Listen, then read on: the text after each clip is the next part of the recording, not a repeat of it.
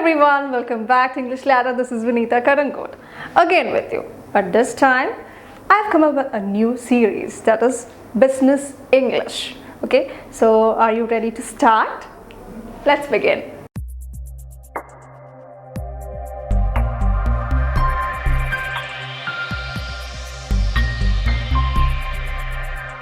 എന്താണ് ഈ business English?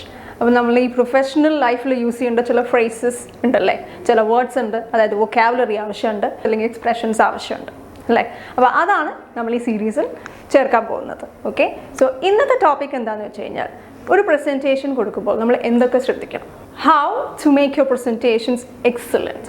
അതല്ലേ നമ്മളിപ്പോൾ നോക്കേണ്ടത് അല്ലേ.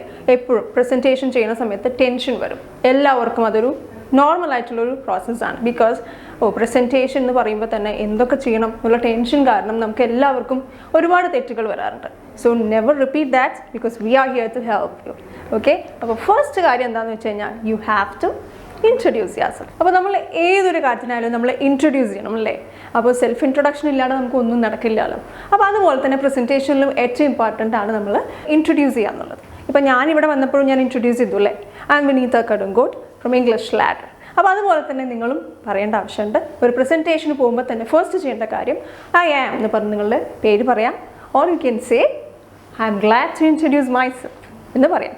Okay, or you can say thanks for coming, I am glad to present this topic എന്ന് പറയാം. ഓക്കെ, അപ്പോൾ അങ്ങനെ പലതരത്തിൽ നിങ്ങൾക്ക് പറയാം. That is a introduction. ഇനി സെക്കൻഡ് വൺ, ഒരു പ്രസൻറ്റേഷൻ നടത്തുമ്പോൾ നമ്മളൊരു സ്ട്രക്ചർ കൊടുക്കണം അല്ലേ. അപ്പോൾ എന്താണ് ഈ സ്ട്രക്ചർ? നമ്മൾ എന്തിനെക്കുറിച്ചാണ് പറയാൻ പോകണമെന്നുള്ളത് ഒരു ഐഡിയ കൊടുക്കൽ, ഒരു ബ്രീഫായിട്ടൊരു ഐഡിയ കൊടുക്കുക, അതിനെയാണ് നമ്മൾ സ്ട്രക്ചർ ചെയ്യാമെന്ന് പറയും. ഓക്കെ, അപ്പോൾ അതിന് നമുക്ക് എന്തൊക്കെ യൂസ് ചെയ്യാം എന്നുള്ളതാണ്. Let me start my presentation, അങ്ങനെ തുടങ്ങാം. Or first I am going to talk about, അങ്ങനെ പറയാം. Then I am going to discuss this, അങ്ങനെ പറയാം. Next I would like to share, അങ്ങനെ പറയാം.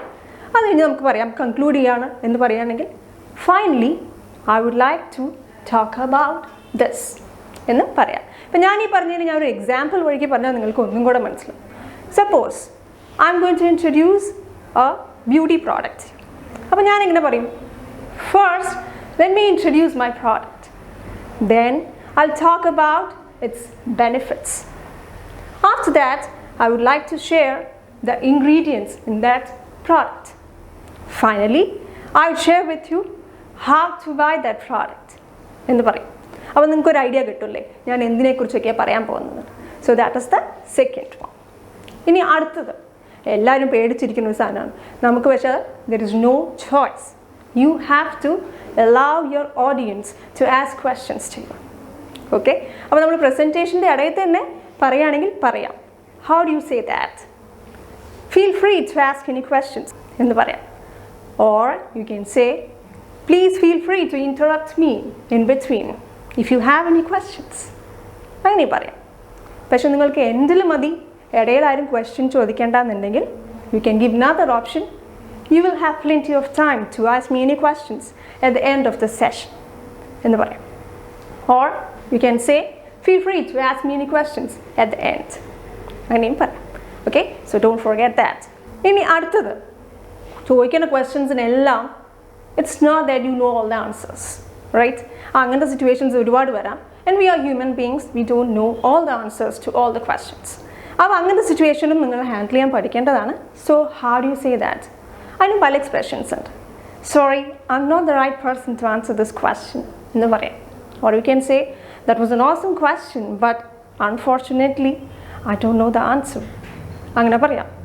Or you can say I shall get back to you as soon as I can, അങ്ങനെയും പറയാം. Okay, അപ്പോൾ പല തരത്തിൽ നമുക്ക് ആ ക്വസ്റ്റ്യൻ അവോയ്ഡ് ചെയ്യാം. Or you can get back to then later.